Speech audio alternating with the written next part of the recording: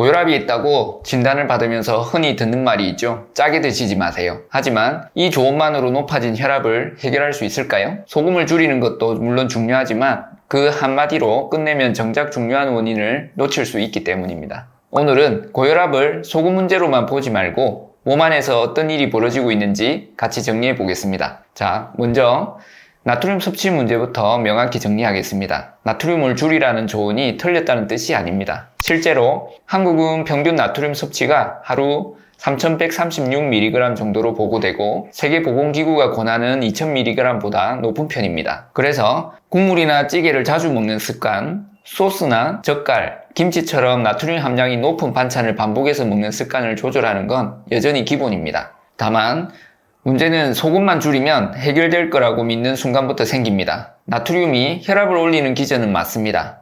나트륨이 늘면 수분 저류가 생기고 혈액량이 늘 수 있고 그만큼 혈관 내 압력이 올라갈 수 있죠. 그런데 건강한 몸은 여기서 끝나지 않습니다. 신장과 호르몬 시스템이 지금 혈관 압력이 올라갔네를 감지하면 소변으로 나트륨과 수분을 더 배출해서 다시 균형을 맞추려고 합니다. 그래서 어떤 사람은 나트륨을 조금 늘려도 혈압이 크게 안 오르고 어떤 사람은 같은 양을 먹어도 민감하게 오릅니다. 이걸 흔히 나트륨 민감성이라 부르는데 결국 핵심은 먹는 양과 별개로 배출과 조절이 얼마나 잘 되느냐입니다. 소금을 줄였는데도 혈압이 그대로라면 문제는 섭취량 자체보다 몸이 나트륨을 처리하는 방식에 있을 가능성이 있습니다. 제가 첫 번째로 꼭 보자고 하는 건 마그네슘입니다. 마그네슘은 혈관이 지나치게 수축하지 않도록 돕고 혈관이 이완되는 반응에 관여합니다. 부족하면 혈관이 기본적으로 더 긴장한 상태로 유지되기 쉽고 그 상태가 계속되면 혈압이 올라갈 수 있습니다. 한국에서도 마그네슘을 평균 필요량보다 적게 섭취하는 비율이 높게 보고된 바가 있습니다. 연구들을 모아보면 마그네슘 보충은 평균적으로 수축기 혈압을 약 2에서 3 정도 낮추고 이항기를 약 2mm 정도 낮춘 결과가 보고됩니다. 또 12주 정도 하루 300에서 400mg 수준으로 보충했을 때 개선이 관찰된 무작위 대조 시험 메타 분석들도 있습니다. 숫자만 보면 작아 보일 수 있는데 고혈압은 몇 밀리미터 머큐리 차이도 장기적으로는 의미가 커질 수 있습니다. 특히 원래 혈압이 높은 사람에서 더 크게 나타났다는 화이 분석도 있습니다. 식단으로는 채소, 콩류, 견과류, 통곡물,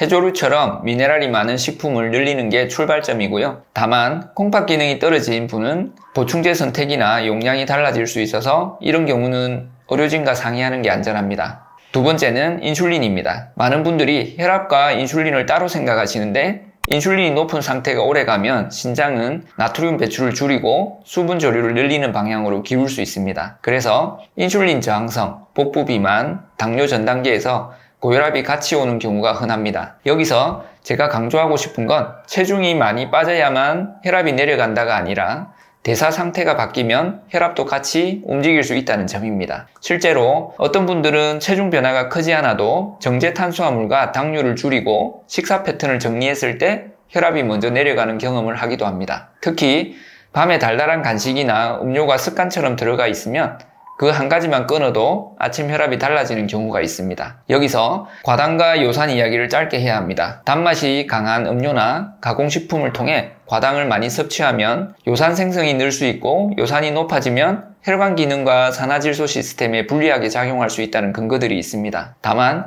모든 사람에게 똑같이 적용되는 단일 원인이라고 단정할 수는 없습니다.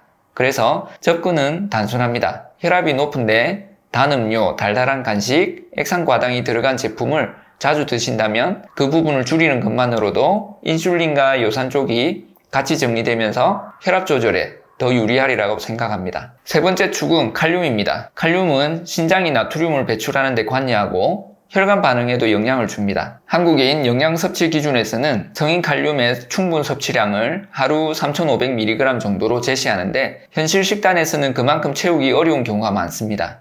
게다가 외식이 많아질수록 나트륨은 늘고 칼륨은 줄어들기 쉬워서 나트륨 칼륨의 균형 자체가 혈압에 불리하게 작용할 수 있습니다. 칼륨을 늘리기 위해서는 보충제보다 식품이 기본입니다. 감자나 고구마, 토마토, 잎채소, 콩류처럼 칼륨이 많은 식품은 대개 식이섬유와 마그네슘도 같이 들어있어서 대사 쪽에서도 도움이 됩니다. 다만 만성 콩팥병이 있거나 특정 혈압약을 복용하는 분은 칼륨이 과해지면 위험할 수 있으니 해당되는 분은 꼭 의료진과 상의하셔야 합니다. 그리고 생활 요인도 같이 봐야 합니다. 수면이 부족하거나 코골이와 수면 무호흡이 의심되거나 술이 잦거나 스트레스가 계속 쌓이는 상황에서는 미네랄과 대사 상태가 좋아져도 혈압이 잘 안 내려갈 수 있습니다. 그래서 저는 집에서 혈압을 같은 시간대에 반복 측정해서 패턴을 보는 것을 권합니다. 가능하면 측정 전 5분 정도 앉아서 쉬고 직전에 커피나 담배를 피하는 것도 오차를 줄이는 데 도움이 됩니다. 상황에 따라 혈압 변동이 있으니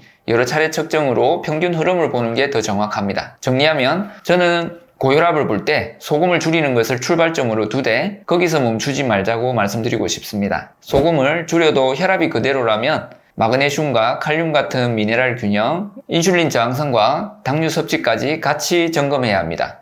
이 조합을 정리하면 어떤 분들은 약을 더 늘리기 전에 혈압이 개선되는 방향을 경험하기도 합니다. 오늘 말씀드린 내용 중에서 내 생활과 가장 맞닿아 있는 한 가지를 골라서 2 내지 4주만이라도 꾸준히 적용해 보세요. 그리고 변화가 있다면 수치로 확인하고 변화가 없거나 위험 수준이라면 주저하지 말고 진료를 받는 것이 가장 안전합니다. 영상 시청해 주셔서 감사합니다.